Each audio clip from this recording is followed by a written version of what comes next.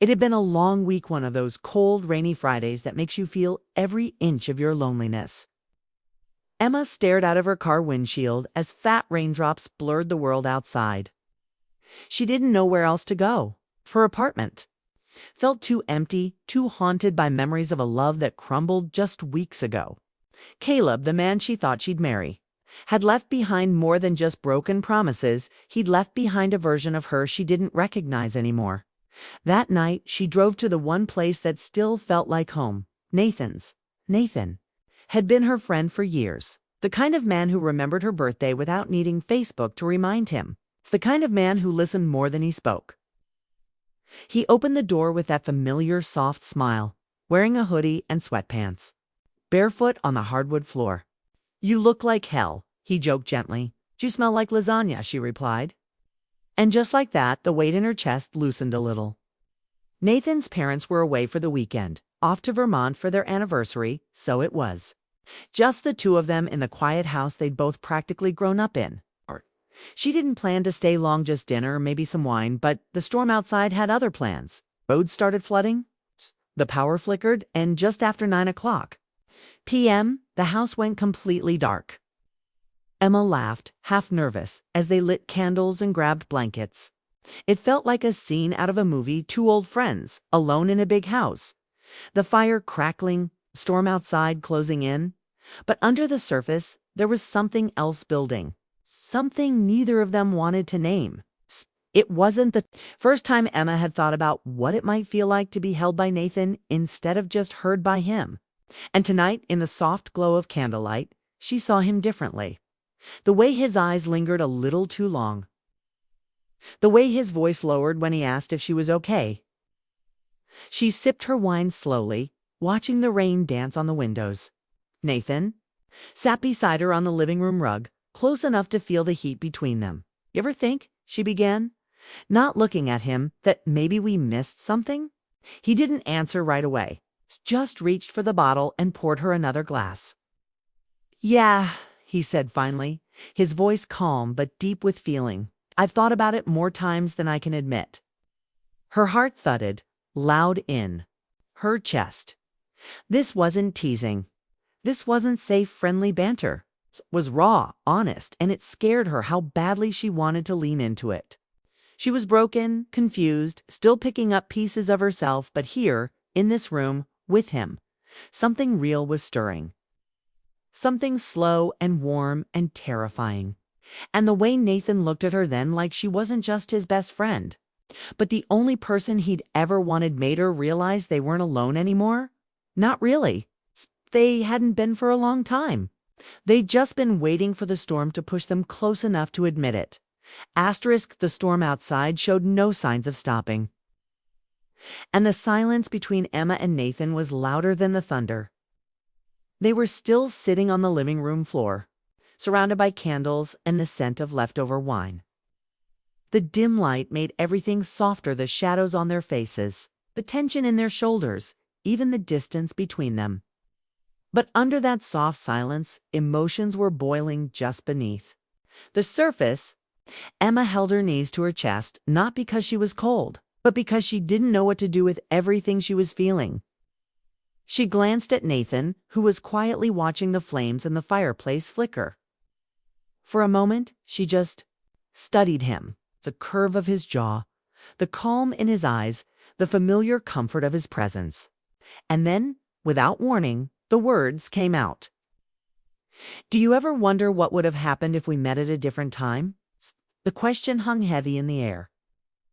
She didn't look at him after asking it, maybe because she was afraid of the answer. But Nathan didn't flinch. He turned to her slowly, like he had been holding that question inside himself for years.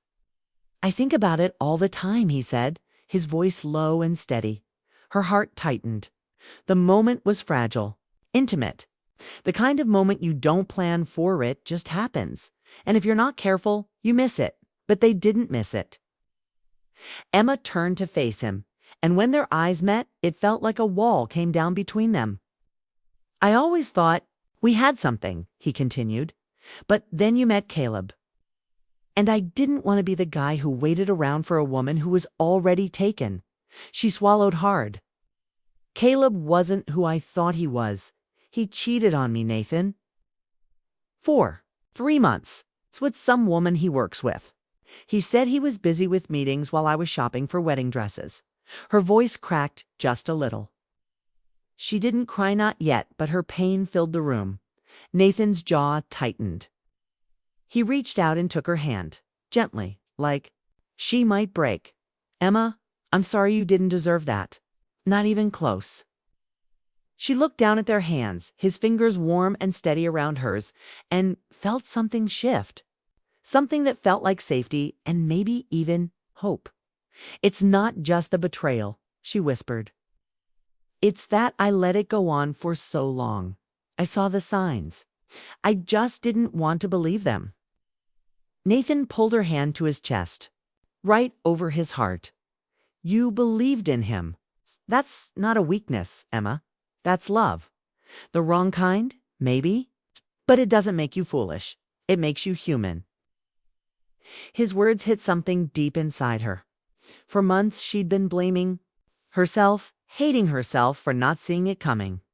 But Nathan didn't see her as broken. He never had. And in that moment, something inside her cracked open. Maybe it was the storm. Maybe it was the wine. Maybe it was the fact that for the first time in forever, she felt seen. Really seen? Without judgment, without pressure. Hush. She leaned into him just a little, her head resting on his shoulder. Hush. And they stayed like that for a long time. No need for more words. Because something had changed between them and they both felt it. The air was heavy with emotions unspoken, desires unspoken. But for now, just sitting there, her heart slowly stitching itself back together. And his holding space for it, they weren't alone anymore. They were something else, something new, something real. Asterisk, the house had never felt so still, yet so alive. Outside, the storm carried on, but inside? Something even more powerful was building, something silent and slow, but impossible to ignore. Emma was still curled up against Nathan's shoulder, her body relaxed but her heart pounding, caught between comfort and tension. There was a different kind of electricity in the air now, one that had nothing to do with the lightning outside. The soft hum of their breathing filled the space between them. The fire crackling in the background, casting flickering shadows on the walls. Neither of them spoke, but their silence wasn't empty, was full of questions, of emotions too big for words. Nathan shifted slightly to look at her, and when Emma met his eyes, she felt it again. That pull. That invisible thread tying her to him in a way that felt dangerously right. She could smell the faint scent of his skin, warm and clean, mixed with the lingering spice of the red wine they'd shared. Our pulse quickened. He reached up slowly and tucked a piece of hair behind her ear, his fingers grazing her cheek. It was such a small gesture, but it felt intimate, more intimate than anything she'd felt in months. Emma, he said softly, his voice almost a whisper, we don't have to pretend tonight. She didn't respond right away. Her mind was a storm of its own guilt, fear, desire, hope all colliding at once. But when she looked at him, at his kind, steady face, something inside her broke free. I'm tired of pretending, she breathed, barely getting the words out. And just like that, the space between them disappeared. Their lips met not in a rush, but in a slow, aching kiss that felt like it had been waiting years to happen. There was no hesitation, no confusion. It was gentle at first, like they were testing the waters. But it deepened quickly, fueled by all the tension they'd hidden for so long. Her fingers slid into his hair. His hands found the curve of her waist, and the world outside that living room ceased to exist. It wasn't just lust, it was longing. It was emotion. It was all the things they had never said out loud now being spoken through touch and closeness. They moved together like they already knew each other's rhythm, like their bodies had just been waiting for permission. Time melted. The candles flickered as their kisses grew more desperate, their breathing heavier. Every movement was slow, intentional, filled with a kind of hunger that only comes from years of holding back. It wasn't perfect, her heart still carried pain. His mind still held doubt, but it was real. It was two people stepping into something that felt terrifying but honest. And when they finally laid there together, the firelight casting gold across their skin, there was no need for explanation, no regrets, just a quiet understanding that something had changed forever. Emma rested her head on Nathan's chest, her fingers tracing small circles over his skin. He held her tightly, not possessive, but protective, like he finally had what he'd been afraid to want for so long. Outside, the storm began to slow. The rain softened to a whisper, but inside the heat still lingered on their skin, in their hearts, and in the space between breaths. What happened between them wasn't just about desire, it was about timing, healing, and the courage to finally feel what had always been there. And though they didn't know what tomorrow would bring, for the first time in a long time, they weren't pretending anymore. The morning light crept slowly through the curtains, casting soft gold across the hardwood floor. Emma stirred first, waking to the warmth of Nathan's arms still wrapped around her. For a moment before her thoughts caught up to her, it felt peaceful, safe even. She closed her eyes again, trying to hold on to that quiet feeling, but reality slipped in like cold air under a door. What had felt so right last night now sat heavy in her chest. She sat up gently, careful not to wake him, wrapping herself in a blanket as she stared out the window. The storm had passed, but something else had begun, something she wasn't ready to name. Nathan stirred behind her, his voice still husky with sleep.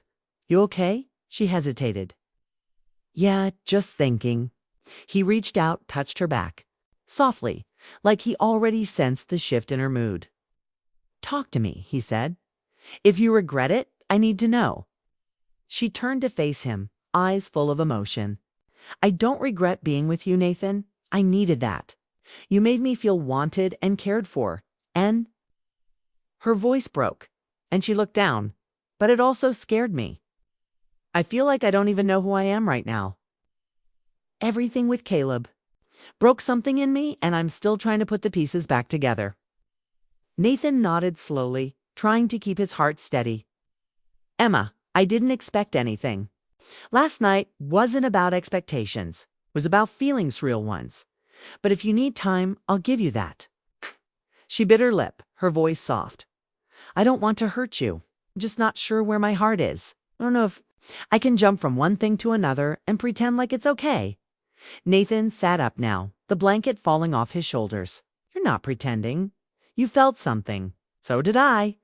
That doesn't go away just because it's complicated." His words were gentle, but she could hear the hurt in them, and that made it harder. She reached out, touched his hand. "I know. I need space to figure this out. Please don't hate me for that." He shook his head. "I could never hate you, but I need to protect my heart too. I've waited a long time, Emma. I'm not sure I can keep waiting forever." There was so much emotion hanging in the room. Desire, doubt, hope, fear. It was messy, real, and that's what made it hurt more. Emma stood, gathering her things in silence. Nathan didn't stop her. He watched her move, his eyes saying everything his lips didn't. As she slipped her jacket on, she looked at him. One last time. Last night meant something. "Please don't think it didn't." He nodded, silent. And then she was gone. The door clicked shut behind her, and Nathan sat there, the echo of her warmth still lingering in the air. He didn't cry, but he felt hollow in a way he hadn't expected. She had been right there within reach hand. Now she was back behind the wall, just out of touch. Last night had been a moment of truth. But the morning brought back reality, and reality didn't care about what felt good in the dark. Still, as he stared at the spot where she'd lain beside him, Nathan held on to a quiet hope. Because if that night had shown them anything, it was that love doesn't always arrive the way we want it to. Sometimes it comes in pieces with broken edges. And sometimes it walks away just so it can find the right way back. Asterisk days turned into weeks. And though the storm outside had ended, the one inside Emma hadn't. Life went back to routine work. Errands, polite smiles, but nothing felt normal anymore. Not after that night, not after Nathan. She missed him more than she expected. It wasn't just the way he touched her or the way he looked at her like she was the only woman in the world. Was how he made her feel safe without asking her to be someone she wasn't. But guilt sat heavy on her chest. She still hadn't told him the full truth. There was something she kept buried a secret she thought she could ignore, but it was slowly eating at her. Caleb had come back. Just 2 weeks after she'd left Nathan's house, Caleb had shown up at her door. He said he'd made a mistake. That the woman he'd cheated with didn't mean anything. He said he'd been confused. That he'd thrown away something real and wanted a second chance. And for a brief, shameful moment, Emma had listened. She hadn't taken him back, not exactly, but she hadn't pushed him away either. She let him into her apartment. Into her space, into the conversation. Because as broken as Caleb had made her feel, there was still a part of her that remembered the man she used to love. And she didn't know if she was ready to throw all of that away. But every time she looked at him, she didn't feel what she used to. Her heart didn't beat faster. Her body didn't ache for his touch. Instead, her mind kept drifting to Nathan, to the way he held her like she mattered, like she wasn't just a habit but a choice. Nathan hadn't called. He hadn't texted, and she didn't blame him. She'd walked away after one of the most intimate nights of their lives. And she left him with nothing but a soft apology and confusion in his eyes. She missed him, God, she missed him. The way his laugh made her walls fall down. The way his silence felt comforting, not awkward. So she stood in her kitchen one rainy afternoon, holding her phone in her hand, Caleb sitting on her couch, scrolling through his emails like nothing had happened between them. And that's when it hit her. She was trying to go back to something that had already died, while leaving something alive and real behind. Emma excused herself, walked into her bedroom, and closed the door. Her hands trembled as she pulled up Nathan's number. She stared at it for a full minute before finally pressing call. It rang twice, then 3 times, then Emma.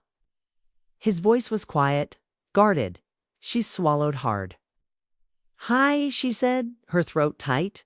"I know I'm probably the last person you want to hear from right now." He didn't say anything. "I made a mistake," she continued. "Not about that night. That was real, but I didn't tell you everything. Caleb came back. I didn't take him back, but I also didn't shut him out. And I think I did it because I was scared of how much I felt for you." Silence again.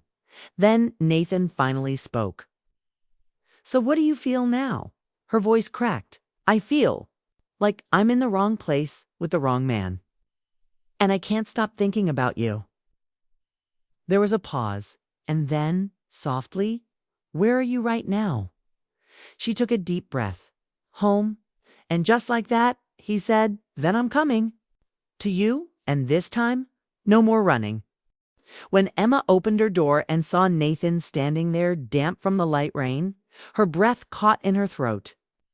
He wasn't smiling, but his eyes said everything. Stu was tired of waiting, tired of wondering, but still there, still willing to show up for her. She stepped aside, letting him in, and for a moment, neither of them spoke. The silence was full, heavy with all the things they hadn't said, all the nights they'd spent apart thinking about the same memories. Nathan took off his jacket, ran a hand through his hair, and turned to face her. "I didn't come here to hear more apologies, Emma," he said, his voice steady but low. "I came here because I still feel it. And I need to know if you do too." She walked toward him slowly, her heart pounding, her fingers twisting the hem of her sweater. "I never stopped feeling it," she whispered, "even when Caleb showed up. Even when I tried to convince myself I owed him something. Never stopped thinking about you, about that night, about what it meant." Nathan's expression softened. Then why didn't you tell me sooner? Emma looked away, ashamed. Because I didn't trust myself. I thought if I walked away first, I couldn't be hurt again. But I was wrong. Walking away from you hurt. Worse than anything Caleb ever did. Her voice cracked and the emotions spilled out of her eyes before she could stop it. Nathan crossed the room, wrapped her in his arms, and pulled her close. She buried her face in his chest, letting herself finally feel everything she'd been holding back. And when he kissed the top of her head, she felt herself exhale fully for the first time in weeks. "You don't have to be perfect," he murmured. "You just have to be honest with me. With yourself. That's all I've ever wanted." She pulled back slightly to look at him, her hands resting on his chest. "I want this. I want us. But I need you to know. I'm still healing. I'm still scared sometimes. I might get it wrong." Nathan smiled, brushing her cheek with his thumb. "Then we'll figure it out together. I'm not asking for perfection, Emma. I'm asking for you." And with that, he leaned in and kissed her, not like the first time. Not with hesitation or tension, but with warmth and certainty. It was a kiss that said, "I'm here. I'm not leaving." It's a kiss that felt like coming home. The rest of the night was slow and quiet. They didn't rush it. Okay? They made dinner together, laughing over burnt garlic bread and spilled wine. They talked not just about the past, but about what they wanted. About trust. About learning to love without fear. And when they found their way back to each other under the covers, it was different this time. It wasn't about escape or loneliness. It was about connection. About choosing each other with full hearts and open eyes. When the morning came, they lay tangled in warm sheets, sunlight spilling across the room. Emma looked at Nathan and felt something she hadn't in a long time: peace. Real, quiet peace. Not because everything was perfect, but because it was real. "So what now?"